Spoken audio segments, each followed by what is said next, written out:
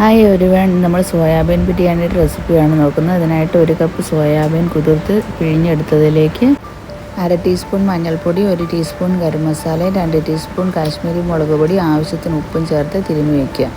ഇനി 2 സവാള ചെറുതായിട്ട് അരിഞ്ഞത് എണ്ണയിൽ വറുത്തെടുക്കണം.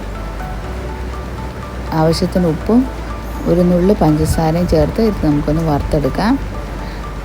നല്ല ഗോൾഡൻ ബ്രൗൺ ആയി കഴിയുമ്പോൾ നമുക്ക് ഇത് മാറ്റി വയ്ക്കാം. ഇനി ആ എണ്ണയിലേക്ക് തന്നെ നമുക്ക് സോയാബീൻ ഇട്ട് അതൊന്ന് വറുത്തെടുക്കണം.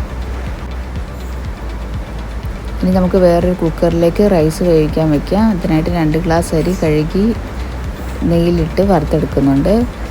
അതിനാവശ്യമായിട്ടുള്ള വെള്ളം വേറൊരു പാത്രത്തിൽ വെച്ച് കൊടുക്കുന്നുണ്ട്. 2 ഗ്ലാസ് അരിക്ക് 4 ഗ്ലാസ് വെള്ളമാണ് തിളപ്പിക്കാൻ വെച്ചിരിക്കുന്നത്.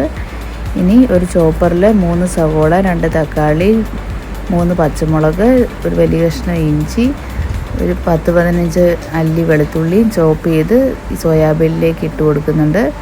അതിൻ്റെ കൂടെ തന്നെ ഇതെല്ലാം കൂടെ വഴറ്റി കഴിഞ്ഞ് അതിലേക്ക് 1/4 ടീസ്പൂൺ മഞ്ഞൾപ്പൊടിയും, 1 ടീസ്പൂൺ ഗരം മസാല, 2 ടീസ്പൂൺ കാശ്മീരി മുളക് പൊടിയും ചേർത്ത് കൊടുക്കുന്നുണ്ട്.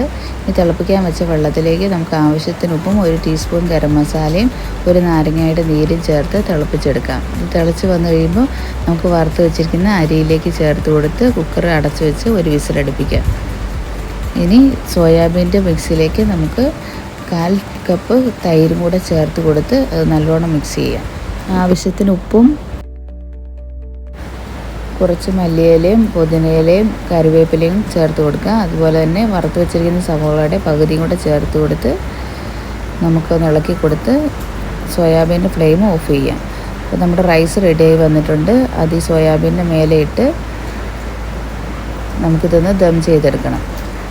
ഇനി 2 ടേബിൾ സ്പൂൺ പാലിലേക്ക് 1/2 ടീസ്പൂൺ മഞ്ഞൾപ്പൊടി ഒഴിച്ച് കലക്കി ഇത് ഈ റൈസിൻ്റെ മേലെ ഒന്ന് ഒഴിച്ചു കൊടുക്കുക. ഒരു മഞ്ഞ കളർ കിട്ടുന്നതിന് വേണ്ടിയാണ്. ദം ചെയ്ത് വരുമ്പം ഇത് നല്ല മഞ്ഞ കളറിൽ കിട്ടും. ഇനി 1 ടീസ്പൂൺ നെയ്യ് ഇതിൻ്റെ മേലെ ഒഴിച്ചു കൊടുക്കുന്നുണ്ട്. അതിൻ്റെ മേലെ ഉള്ളിയിട്ട് ഒരു ഫോയിൽ പേപ്പർ വെച്ച് അടച്ച്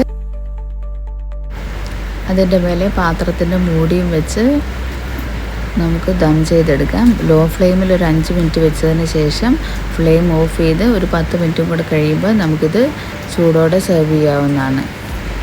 ടേസ്റ്റി ആയിട്ടുള്ള ഈ സോയാ ബിരിയാണി എല്ലാവരും ട്രൈ ചെയ്ത് നോക്കണേ. Thank you.